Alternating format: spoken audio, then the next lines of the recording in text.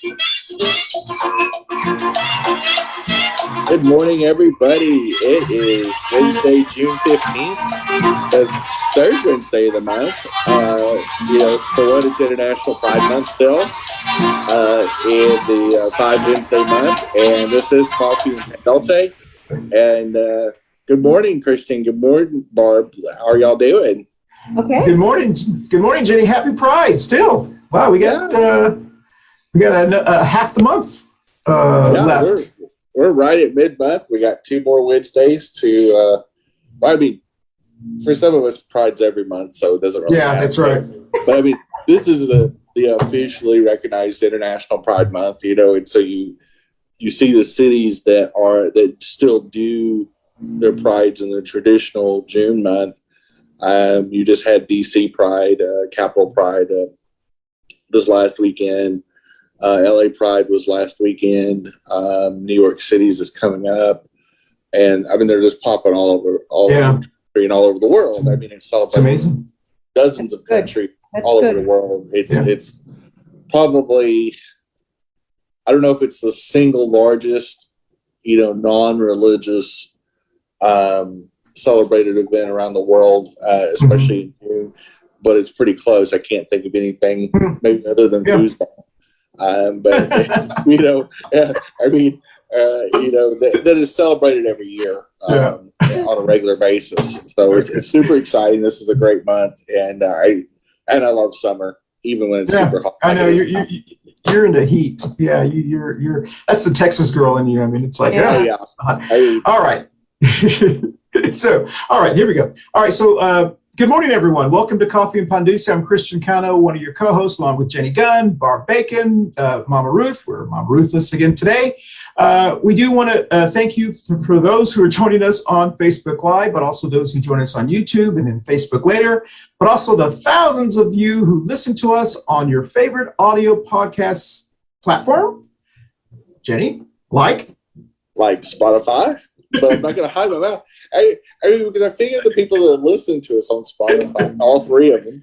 That's right. That even if they wouldn't even know what I'm doing, because they can only hear the show. And so I thought about this today. I said the joke's not really that funny anymore. But unless you're watching. Hey, we had last week's show. We've got over 1,000 viewers the week before.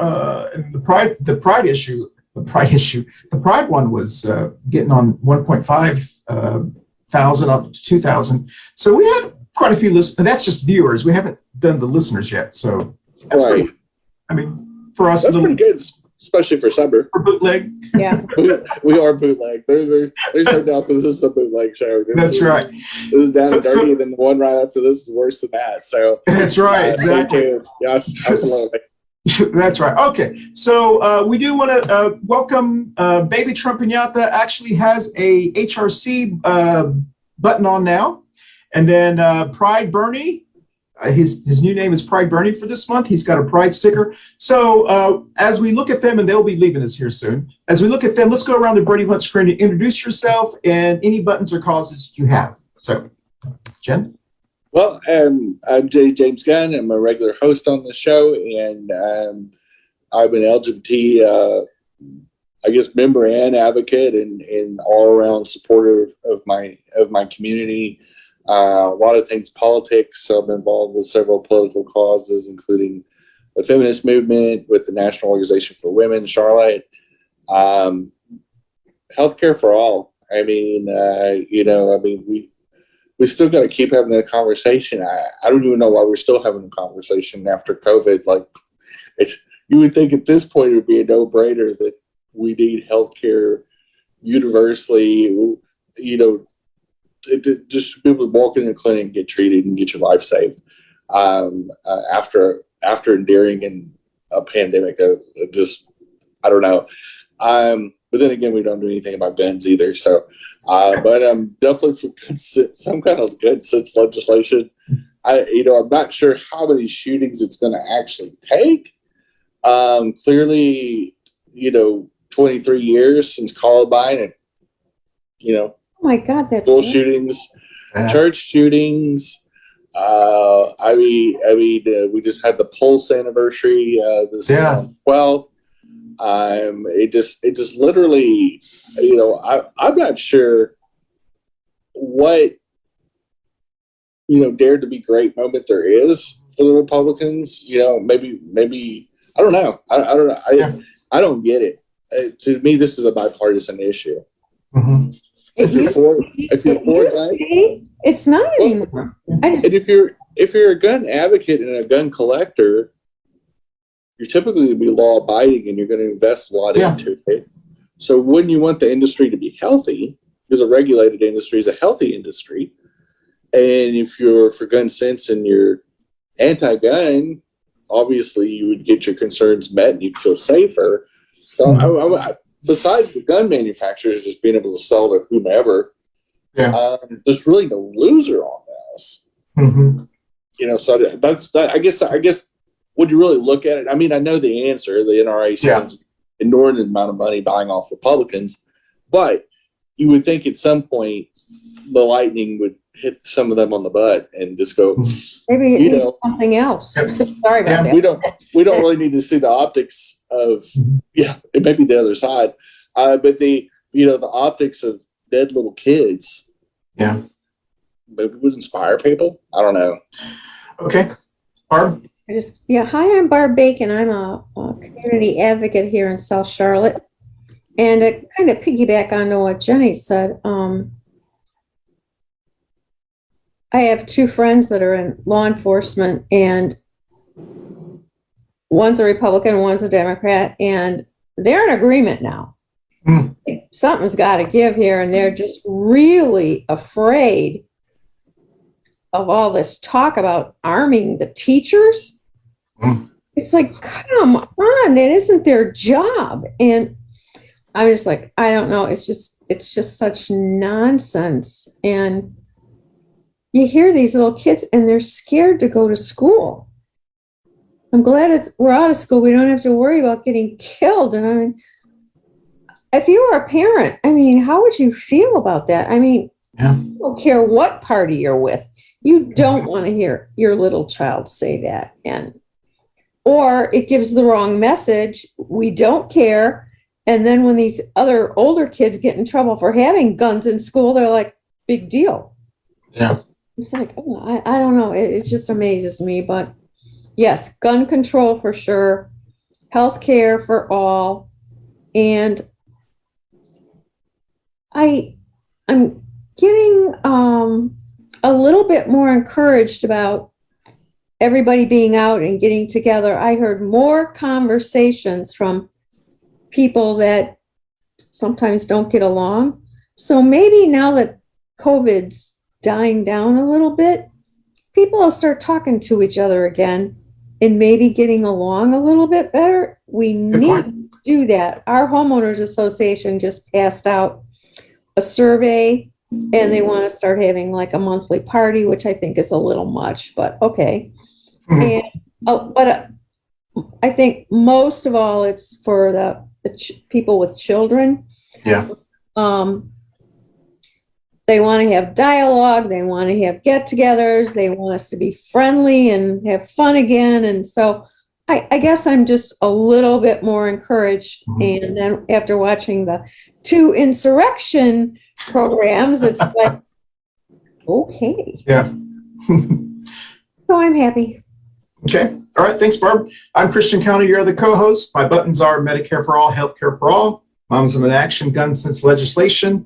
I've got this new Pride button that I've been going to be wearing. God, it's already halfway through during the month of Pride. And of course, in my heart, Black Lives Matter on behalf of Joe Oldham, who was a guest of ours who passed away last year. With that said, let's go ahead and salute to our neighbors, whatever you're drinking this morning, salute. And then we also want to thank our Panduce's sponsor and supplier, Manolo's Bakery. Manolo's Bakery on Central Avenue here in Charlotte, North Carolina. Please don't forget to visit your Black and brown small businesses or any small business during this local pandemic. Always buy local. Manolo just came back from Poland. He went there to help, I guess, feed people. So he came back, I think, last week. It'd be interesting to hear. He was on our show, a couple of weeks ago. All right. So just to let you know, we were supposed to have 2 guests, and they may be popping in here. Mark Jarrell, a very good friend of our show. He's a county commissioner here in Mecklenburg County in the Charlotte region area here. And he was going to be joining us to share with us his take on Juneteenth and the importance of it. And then we also were going to have Nancy Wiggins, who was also a guest of ours a couple of weeks ago, maybe a month ago. She actually taught in the state of Texas for a while, and we thought we would try to get her perspective. But as usual, they're not on. So... Well, the best of plans. So it does happen. What some people may not realize if they're a long time viewer is that we used to do the show live, so it was good and bad. Yeah. But we would do it live during the morning of Wednesday morning. Now we do it on Monday nights. In full disclosure, at 9:00 when everybody's day is pretty much wrapped up, which we thought also too, besides the benefit to myself, because I'm a working stiff and don't have oodles of money. So I usually have to work till about 7 or 8 o'clock at night, at least 6 days a week. And so because of that, the shows have accommodated me. That and Christian's kind of stuck with me. But anyway, so we start recording late on Monday nights, which we also thought would be the benefit that people would be able to jump on the show easier, because their day would be cleared out and we wouldn't possibly have a conflict of schedule. And some weeks it's worked really good. We've had a panel full of people. Yeah. And other times it's tonight. Just us chicken. It's just us, a real cool chicken. So it's okay. Let's talk about the 3 current events. 30 seconds less if you want to comment on these. All right. January 6th thing is on. It was on Thursday night in prime time, had about 19 million people watching it. And then it was on Monday morning from 10 to about 2 hours on Monday morning. I've been watching it. Let's see how you guys feel about that. Mm-hmm. Also, there was a report that came out last week in the Washington Post or New York Times reported on it. USA Today. The mortality gap between Republicans and Democratic counties is widening, the study says. So basically the counties that have more Republicans, their life expectancy is shortening, and the Democratic life expectancy in those counties, people are living longer. Want to comment on that? And then a really sweet story, a North Carolina dog, once labeled the gay dog, it has now 2 loving owners in Indian Trail, North Carolina, which is not far from where we are here. Apparently this dog was... The old owners caught the dog humping another dog, and they said the dog was gay. So they gave up the dog and the shelter. And then, so it got on Good Morning America and so forth. So this wonderful couple, the same-sex couple, traveled about 40 miles to this shelter, and they adopted the dog, and now it has a loving home. So who wants to comment on any of those? I don't mean to lie. I guess I'll start first. Okay. I will start with the last topic first. Happy Pride to Oscar the Wild, and that's what they named the dog. And sounds like he has a little Mississippi Leghound in him. I don't know if he's necessarily gay. It is possible other species of animals besides human do have same-sex relations. Yeah. But it just sounds like, I just know dogs of certain ages will hump anything. I mean, legs. That's what they do. Coffee tables. It doesn't really matter. It's really down to crisis and opportunity and a full moon. The COVID gap, as they call it, I've read several versions of this article. So there's been about 5 or 6 that have come out, because now we have enough data to kind of study the COVID death gap. And primarily it's red counties, they're shortening their lifespans because their death rate was so much higher during COVID than it was pre-COVID versus predominantly blue counties. I don't think that's really a shock. I mean, they kind of embraced the COVID pandemic and just said, screw it, we're not going to wear masks, we're not going to put up a bunch of rules. And, they decided for a lot of people that was going to be the price for living in a red county. January 6th, the TV event, I think, is incredible. I watched the first night and was, even being a political junkie that I am, and always on, the Twitter machine and Google machine reading stuff about this. I don't think it really, for me, I didn't learn so much anything new, nearly as much as seeing the video footage and the combination of the two people that were testifying, the police officer and the documentarian, and especially interesting police, the police perspective of it as she was defending the Capitol building, and then the documentarian being a British journalist, and see not only his British point of view, like being in the middle of this raucous crowd because he'd been following the Proud Boys and the oath seekers or whatever their name, oath keepers, crack sniffers or whatever they are, wackos. But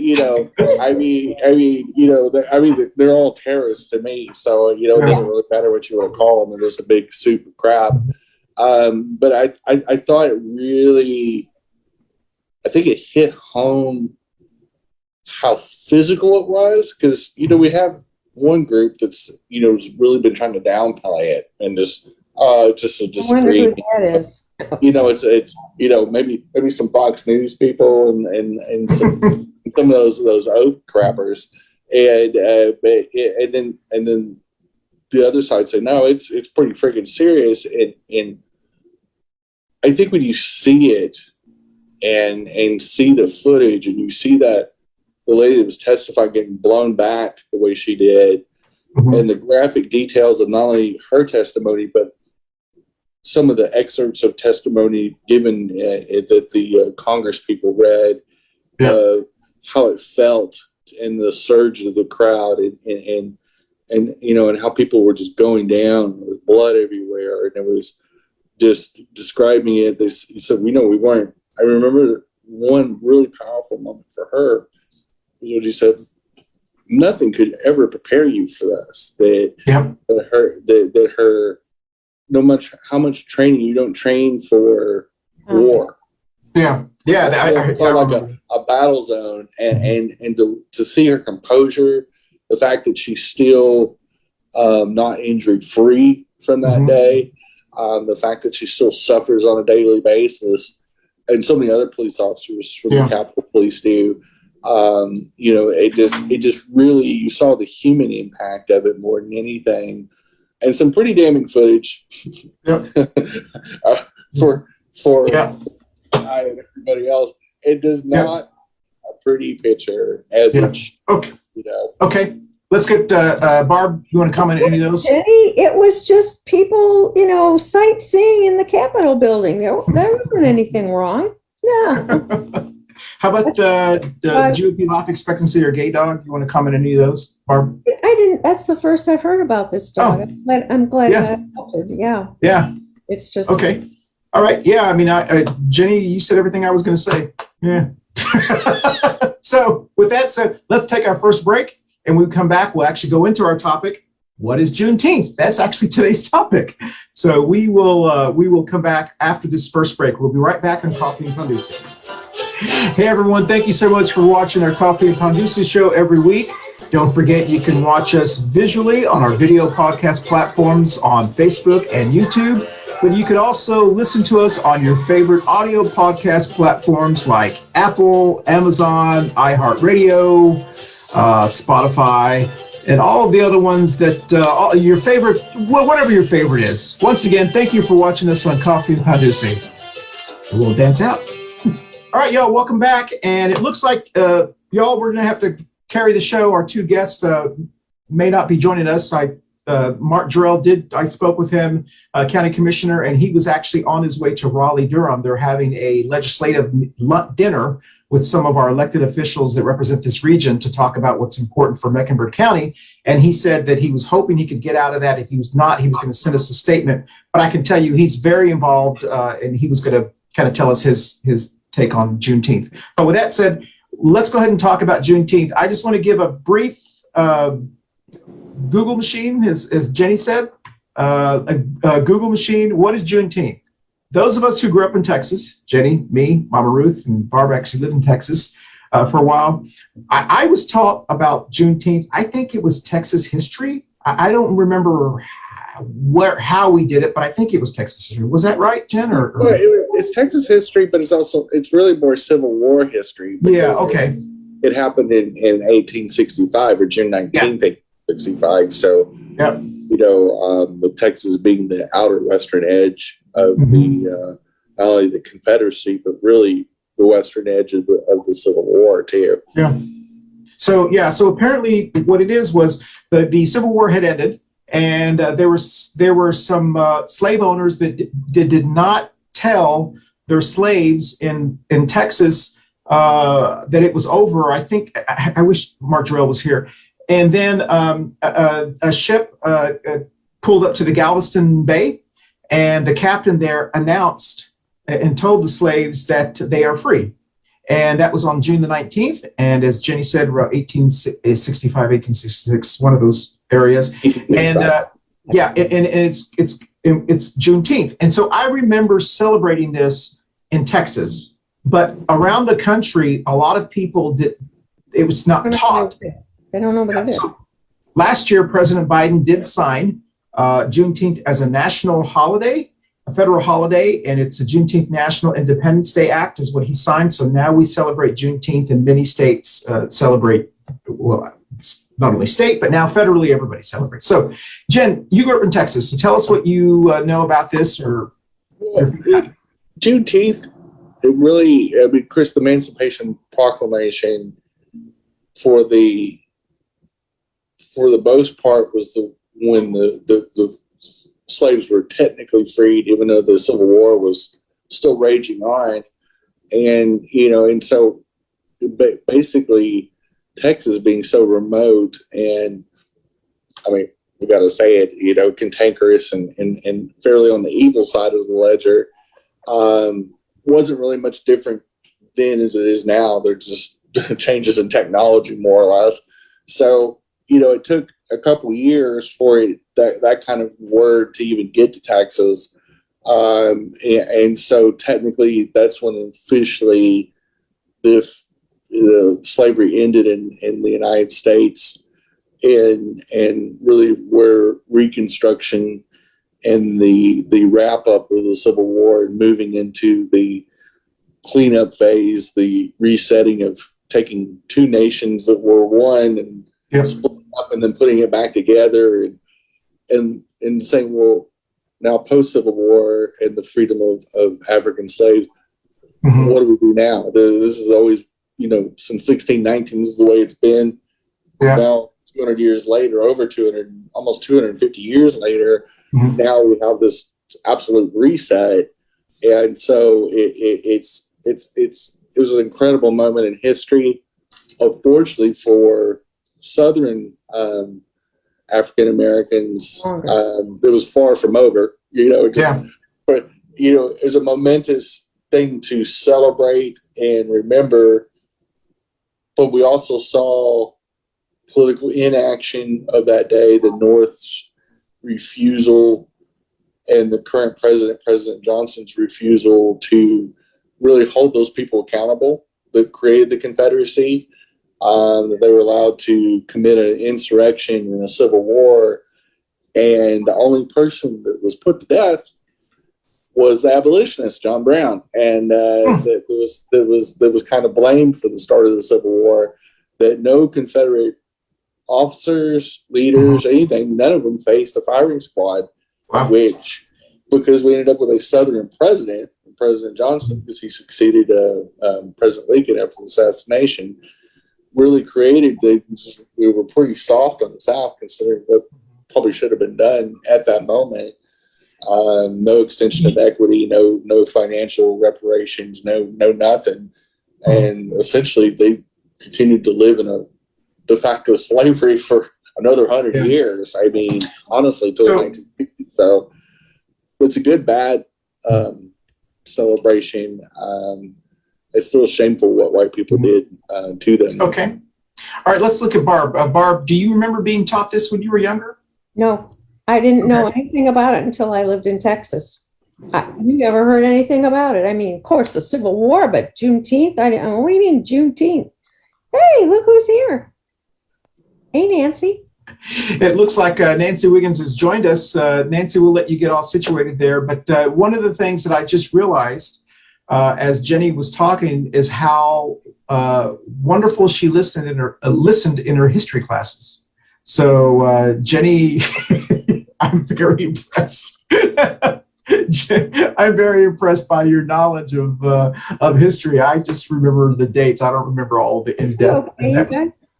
Yeah. So, all right. So, with that said, Nancy, I don't know if you can if you can hear us or you can see us right now, but we went ahead. Well, I've been waiting for you in the minutes before 9 o'clock.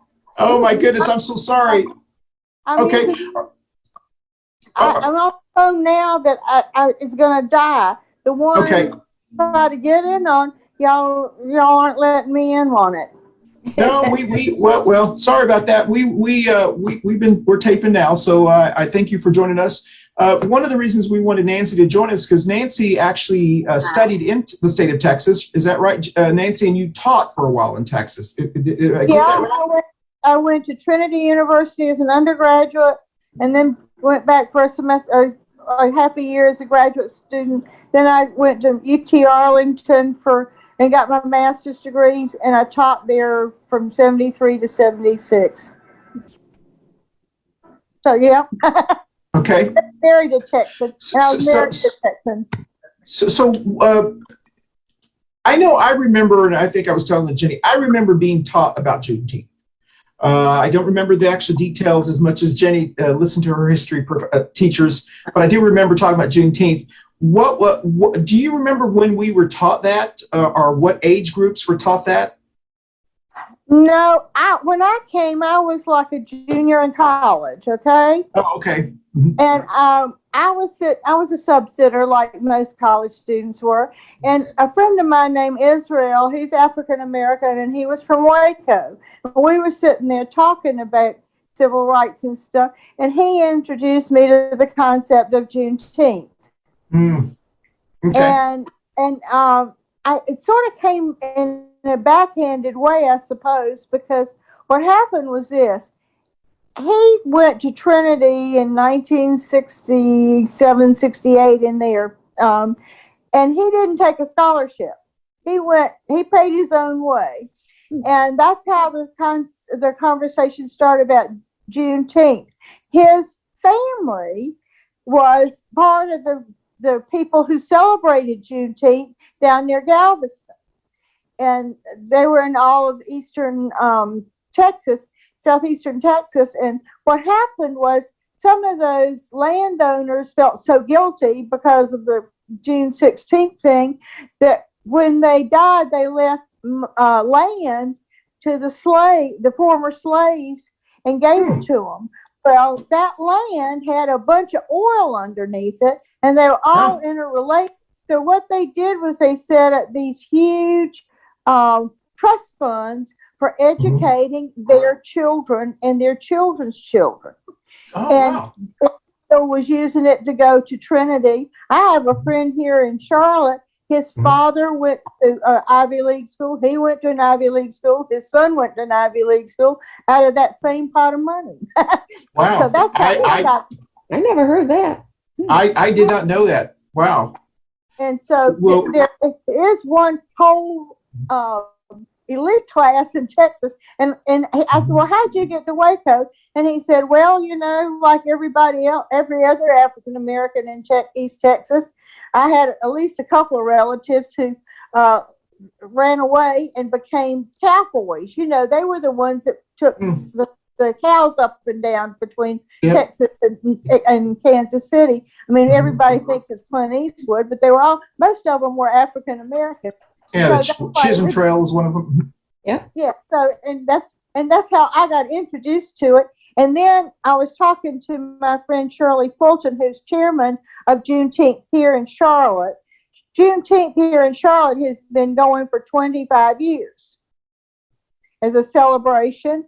And she said, and I talked to the man who started it, who owns the House of Africa. And there's a little bit more I've discovered since I've been talking to you guys about this. California has enacted now a state law celebrating Juneteenth. They got it going through the legislature now. South Carolina does have a law celebrating Juneteenth. Okay. I thought that was kind of cool. And my husband from Texas was from Dickinson, which is down there in Galveston County. And I did my master's thesis on it, so I learned a lot about the people down there. But that's where a lot of this stuff happened, Juneteenth. But what really, I think, critical and maybe what made those landowners a little bit guilty is because my power is about to go off. Anyway, they it's not very far from Galveston to San Jacinto. Yeah. And my husband used to always remind me that Texas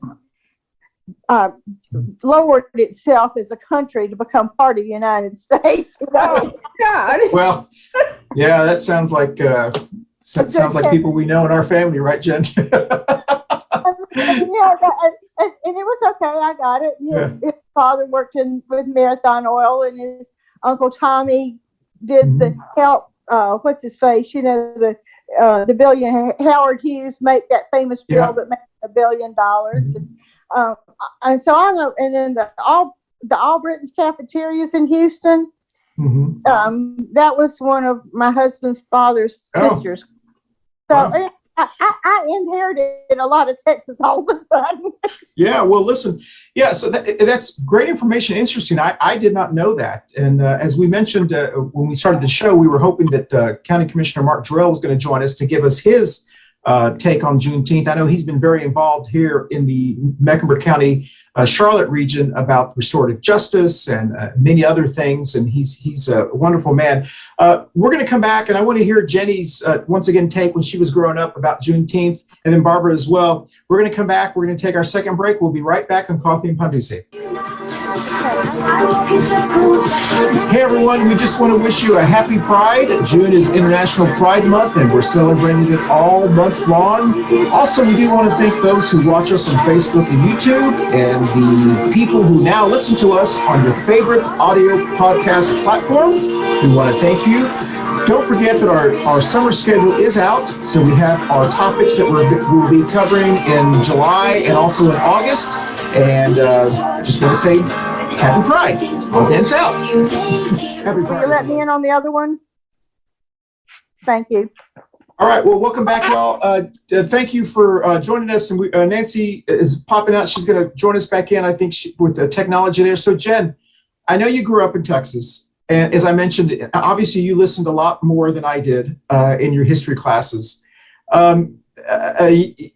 I did not know what Nancy was mentioning and so forth. I feel almost embarrassed because I'm from Texas, and there are people here in Charlotte that are teaching me stuff about Juneteenth. I mean, was that something that they taught you pretty in depth, or maybe not me? I know where I was living at the time. In the 7th grade, of course, you got that year of Texas history. And so in junior high, we had that dedicated year, and there was part of the Civil War / Texas history class, or they popped in the Civil War, obviously, because Texas was involved with the Civil War as a Confederate state. And so they didn't spend a lot of time with it, because it was, part of that history, of that 5-year history. And so, but I did know about it, and where I lived, there was Juneteenth celebrations and commemorations. And I happened to be going to, a school that was very diverse. So there was a lot of diversity in the school that I was attending at the time. And the high school history class that I took, was U.S. history, and we touched into it again when we got into the Civil War chapter. And again, because of the tie-in, obviously, with Juneteenth being the official, air quotes, end of slavery for Texas residents, versus the rest of the country was 1863. It made it very interesting, but I learned more probably as an adult, just going to celebrations, going to the Juneteenth events when I was living in Texas, which also happens to be Pride Month as well. So exactly. I found it fascinating that both, liberation months for our community and for the, the Black community in Texas coincided. It's like a lot of things happen in June. I don't know if it's Hey, Jen. And people get start feeling a little froggy or whatever. But it just happens to hit really hard. That. Hey, Jen, question, and this is a question for all of y'all. Why do you think it took so long to get it recognized as a federal holiday? I mean, I can tell you what I know, I think, but Jen, you start first, Barbara, and then we'll go to Nancy. So, Jen, what do you think it took so long as a federal holiday? Well, I mean, first of all, I think you're talking about we still really basically had 100 years more of de facto slavery. So nothing would have happened before the 1960s. Sure. I mean, just look at what happened to Martin Luther King and, Dr. King and the Black Panther movement out in California during the Reagan years. So I think anything to do with honoring African Americans, Black Americans, was lucky. I mean, there was a lot of people against MLK Day too. Yeah. I mean, it wasn't like when we started to recognize that, and Dr. King, lived in or around our time. He was just he was killed right before I was born, but obviously is so close to when I was born. That we studied about it in school, and that he was in modern history. And I just know the resistance from white America and my family when they started talking about Dr. King as going from a, more of a problem maker and stuff like that. And white people started to kind of whitewash what he said. And then we kind of got to what I call the forgiveness phase. Oh, well, he isn't so bad. Maybe we should give him a holiday, and because that's just how we do things. Sure. And so, but there was initially when that started coming out, they started naming streets after him and doing holidays and stuff. Yeah. It wasn't as smooth. So I know. I mean, there was I think was primarily resided to a Texas holiday for so long that other people in the country finally started recognizing it. So I think some of it was because it was an internal celebration. Yeah. I think a big part of it was white supremacy, obviously. And then obviously just, it was more of a Texas thing. Yeah. The good point. Barbara, I mean, what do you think? Why the reason you think it took so long? If you have close Black friends, they're going to say they're still not free yet. They don't feel free. They thought when the George Floyd thing happened, they thought, hallelujah, things are going to change, and they feel like they've taken 5 steps backwards again. And until I was in Texas, I never really heard anything about it. I grew up in Illinois, nothing. So it was interesting for their perspective. I was in Weatherford, which is just right next door to Fort Worth. We didn't really talk about it too much. There weren't any celebrations. A couple of restaurants and things had, it was mentioned, but it was not a big deal. And Blair's family, nothing. So I really, I don't know a lot about it. So I'm learning from you guys. Okay. And Nancy, maybe you may have some historical reason or tell us. Yeah, I think I do. I grew up in Charlotte, and my parents were on the cutting edge of being civil rights advocates. And I can tell you some of the things that were different here than other places. And I think part of the reason that Juneteenth wasn't picked up is because it was so Texas. And we had so many other really important things that occurred in the civil rights movement and just in general, their march forward, that it was hard to figure out which one we were going to celebrate. for instance, a lot of people don't realize, but not too far from here, down Helena's Island, there's a little school called the Penn School, which was set up by some white people for runaway slaves back in the time of the Civil War, just after the Civil War. And it was at that school, because it was next to Hunting Island State Park, that 250 civil rights advocates, white and black, met with Dr. King and his staff there at the Penn School one year between Christmas and New Year's. They took 10 days. They mapped out the entire desegregation of the South, the whole plan, and it was executed precisely. But how many people know about the Penn School? Nobody. And so, I mean, I'm thrilled to death that Juneteenth is a celebration, because it should be. But yeah, Nan's question, because what you're saying and what Jenny is saying as well, just kind of brings to the forefront what they're trying to do in a lot of these states with trying to keep from teaching kids to think critically. So this is something. Would this be something that they do not want taught if some of the school districts are trying to pass this? Is that right, Jen? I mean, would this be something like the woke act in Florida? You can't teach anything that hurts little white kids' feelings or something. What was that? No, my grandfather, one of my grandfathers was a Florida cracker, which means they're about as racist as they come. Okay. No, had a few relatives in Alabama too, Nancy. well, no, but I mean, what I'm trying to say is, Florida, it's this notion that they're all kinds of liberal and everything. I mean, my grandfather migrated up to Georgia and became a school teacher early. He's brilliant, but he was stupid on racial issues. And he and my mother used to have verbal confrontations when I was 3 years. I can remember having them screaming and yelling at each other about race, because my grandmother loved African American culture and everything, and very much for it. And he was just the opposite. But Tillis, our senator, he's a Florida cracker. I mean, came up with saying IBM, but he's a Florida cracker. Get over it, Nancy, I'm gonna let Jenny jump in. Okay, sure. My family, cracker is a very similar word. So I'm just interested that you said the word.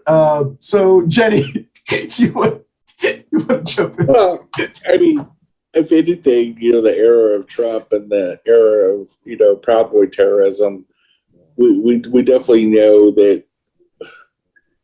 I mean, I still think about the outrage when President Obama wore a tan suit and how they flailed around like a bunch of impotent jerks about that. Yet, Tucker Carlson the other night was talking about January 6th and saying, well, that happened like a year and a half ago. It's not that big of a deal anymore.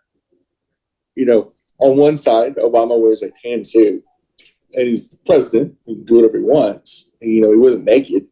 He went out on the West Lawn, running around with a thong on or something. He wore a tan suit. It was a very good looking tan suit. It looked great on him. But pontificated more on that a decade ago than a act of terrorism and insurrection that his own personal hero and man crush, Donald Trump, literally led an insurrection and called for an insurrection on the steps of our Capitol. And it's one thing when we knew Reagan and Nixon were evil, but they kind of kept a little bit of a lid on it. But now it's just full on racism and white supremacy and homophobia and everything else. Yeah. And I think I don't think our country in a lot of ways is that much different than it was 50 years ago. I think the same 20-30% of the nut jobs, the whatever you want to describe them as, bigots is a great word. Yeah. It's the catch-all. The bigotry and the right-wing terrorism that we've had in this country since 1619 hasn't really changed much. Their ability to get out the message has changed a lot. Yeah. But the social wackiness is still there. Yeah. But, go ahead, Nancy, go ahead. Okay, one thing, I'm a history buff too. One thing that I think, if you're looking for a parallel, things cycle about every 70 years. And so it's time for the liberals to come back and take over for a while in America. But here's what I want to tell you. Think of Hitler and his, black shirts or brown shirts, whatever they were. Brown shirts. Well, they were the same as the Proud Boys and all that nonsense. And back in the old days, it used to, when segregation was fairly strong, and I was young, well, in the 1950s, it was amazing to see African Americans who were working and had lives and, went to church and everything. They looked down upon what was always known as poor white trash. Yeah. That's what it was, because they were below the African Americans, period. And when you look at the Proud Boys and all that, those people, they're pretty much there. I mean, it's the same group, and but Putin or whoever it was informed Trump and his people, and all they have done is incited that whole ethos to join them. Sure, that's interesting, Jenny. You know what? If you don't mind, we only have about 15 minutes left, but we need to take our last break so we can talk about the show that comes on 20 to 30 minutes after this show, where we really let our hair down, right, Jen? It is called Two Queers in a Truck. Jenny leads that show. It's a lot more organized than my show, but please watch it. We're going to take our last break to talk about that show. We'll be right back on Coffee and Pan Dulce. Up next is Two Queers in a Truck with Jenny and Christian. And hope you guys tune in. We'll see you in about 15 to 20 minutes. Thank you. All right, welcome back. So once again, please don't forget to join Jenny's show. I'm on as well. Two Queers in a Truck. It comes on 30 minutes after this one. You can watch it on Facebook or listen to it on your favorite audio podcast platform. So Jen, what do you? I mean, you had a really good point, and I know we've been talking about this. We talk about this a lot on the show. The people, it's not that much different than maybe when you and I were growing up. It just seems like people are just, there's no shame in them being bigots. You know what I mean? I mean, it's like they're not ashamed of that. They're proud of it. Yeah. Well, they always were. The bigotry. Proud Boys, you guys. Proud Boys. A crazy family member or whatever that was running their mouth at the family reunion about the racism and the brutality. I think the only difference or the biggest difference between, let's say, the Reagan era, we had clearly just as racist of a president at Reagan as we did in Trump. The only difference was that Reagan wasn't getting on the Twitter and running his mouth about his feelings when he could. So you think that just makes it feel like it is bigger because of social media? But yeah, I think when you have 24-hour news, when you have a 24-hour access to social media outlets, in the 1980s, obviously we had a filter. You had segmented times for the nightly news. You had newspapers coming out on a daily basis, and sometimes in bigger cities you had evening papers. But you had a limit, and the media was really good at doing their jobs, which is editing it down for the news that was fit to print, more or less. And they understood that they don't want a full throttle. Don't you think that Nancy Reagan kept him moderated because she was always worried about the image he projected? Yeah. And so she kind of kept him under wraps, but I know that behind the scenes, he was a racist. So yeah, Jenny, touch on that real quickly, and then we'll go to Nancy. Nancy, you'll be right after Jenny. Go ahead, Jenny. Well, I don't know if obviously Nancy, I don't know if she had that much influence on him. I mean, he had really good staff. I mean, obviously, the media was way different than it would compared to today, to where a president like Donald Trump, for example, Mhm. was able to just jump on his phone. Yeah. Rattle something Say off. whatever he wants to Like a teenager. Hey, Nance, jump in, Nance. Okay, one of the things I think that you all should understand is the time you're talking about. I was in college and I finished my last year of college in California with my Texas husband.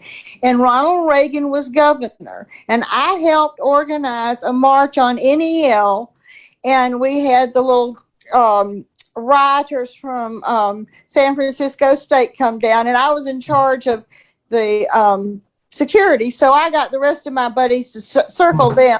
And we had 76,000 people march. I mean, I know about Reagan. Yeah. And Reagan was originally a labor leader for the Screen Actors Guild.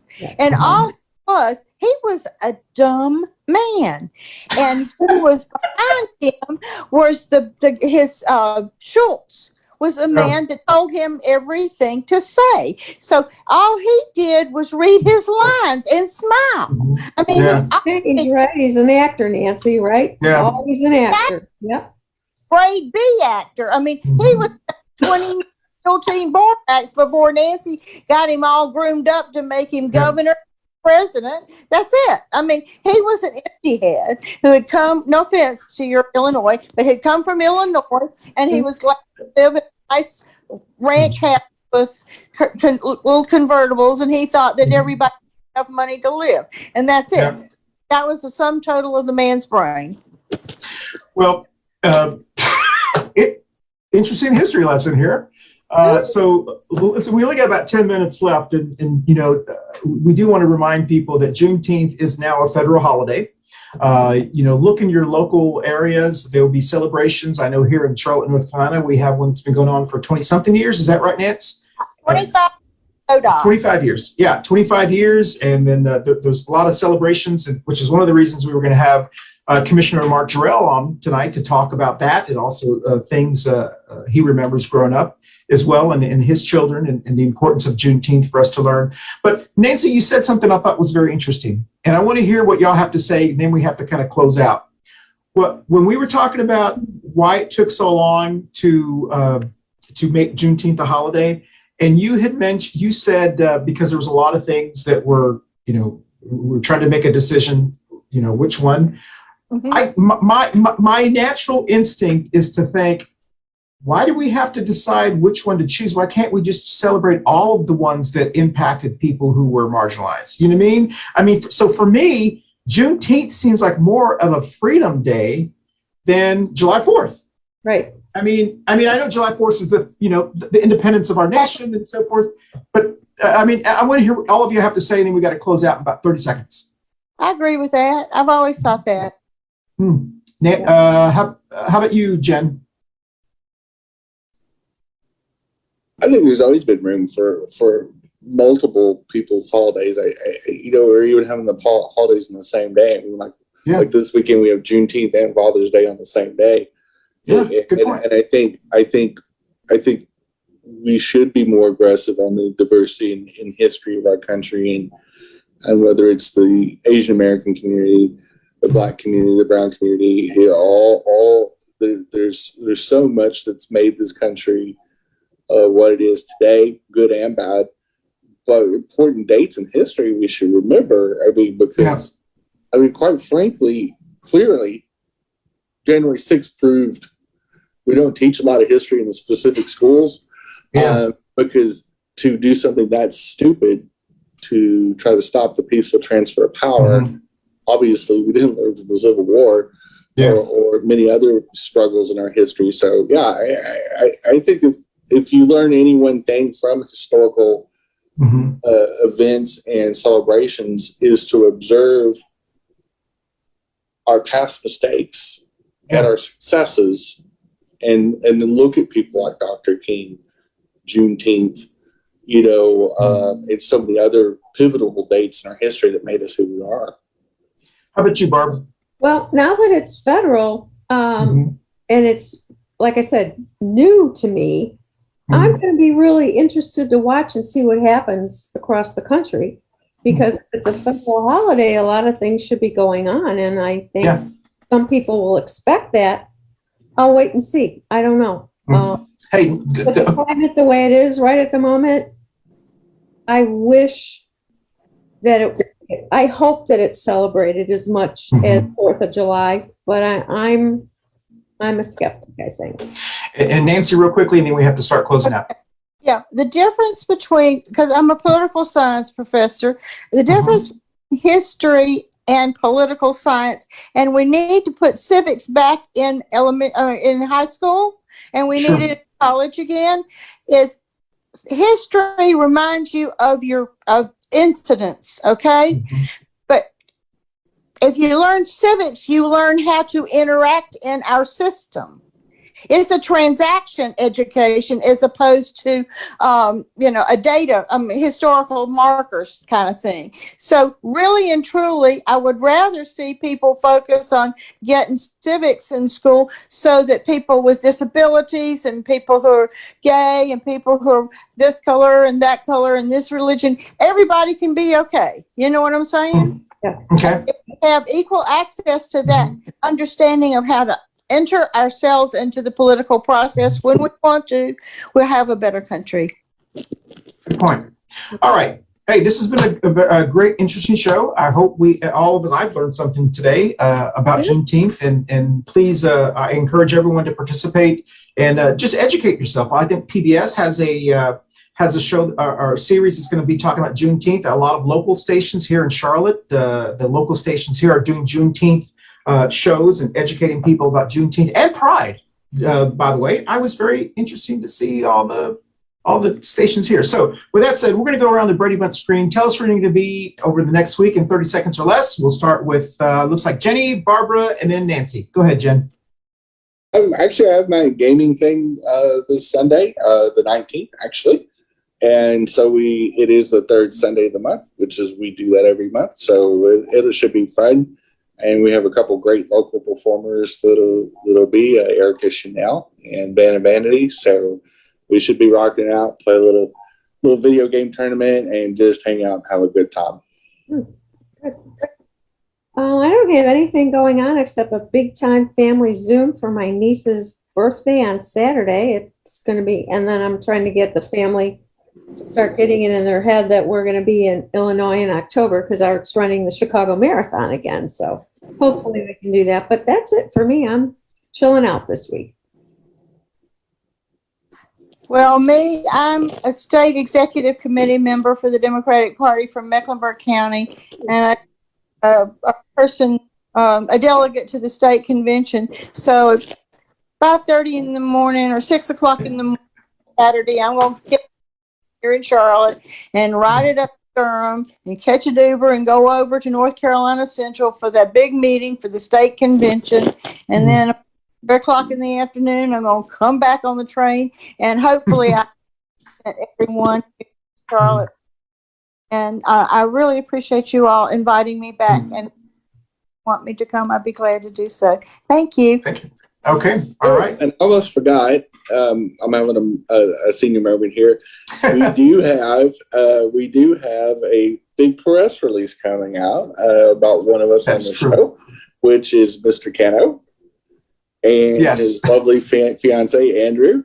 And they are getting married this summer, actually in July. They're going to make it legit after 17 years. But anyway, they talk about one human family and several other things to do with their impending beautiful wedding that they're going to have. And so I'm super excited and super stoked for them.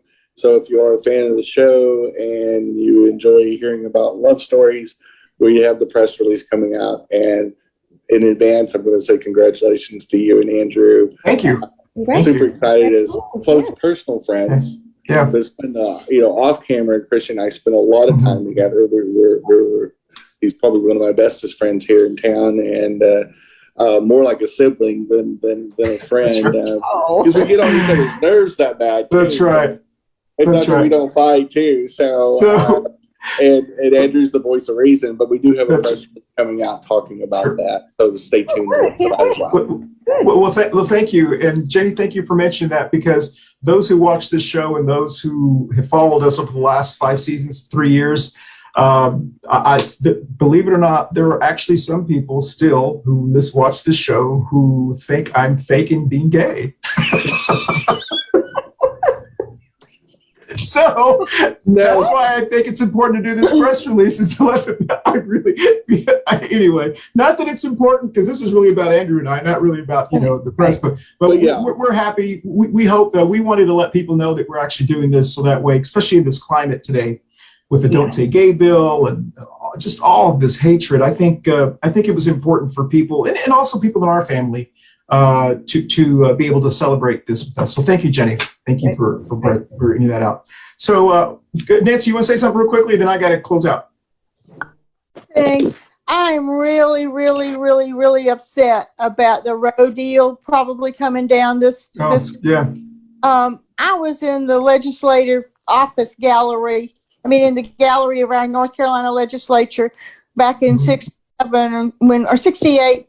No, 67, when they passed the most liberal abortion law in America. So I'm going to be torching that, since I'm not going to be anymore. Thank you. Yeah. No, that should be coming. I think any day now. I think today. Really? Anyway, we're waiting for that. I think we're all waiting for that. So with that said, I'm just going to let you know, next week's show is going to be a really interesting show. It's called Marriage Equality: The 7-Year Itch. It has been 7 years since marriage equality has been nationwide, so to speak, at the federal level. And we want to take a look at to see if all of those things that the religious right said came true. We'll take a look at that next week. And then, of course, the very last show of this month, which is what we do every year right before July 4th, we'll be talking about Who is America, Part 2. And also maybe talking about the replacement theory, so forth. But we'll be talking about that. And then, Barbara, I don't know if you saw the schedule, but in July, we got a lot of great schedules. All summer long, we have a lot of great shows. But July 20th is Barbara's second annual Viewers' Choice Show. Last year, her show was the highest rated show that we had. And yeah, I don't know what we did on that one. I think it was, I don't know. Anyway, so, all right. Anybody else before we close? Nope. Yeah. Good. Before I start the music. All right. So we'll see you next week. Have fun on your show, Jenny. Yes. Happy Pride, everyone. And we'll dance out. Let's see if this works.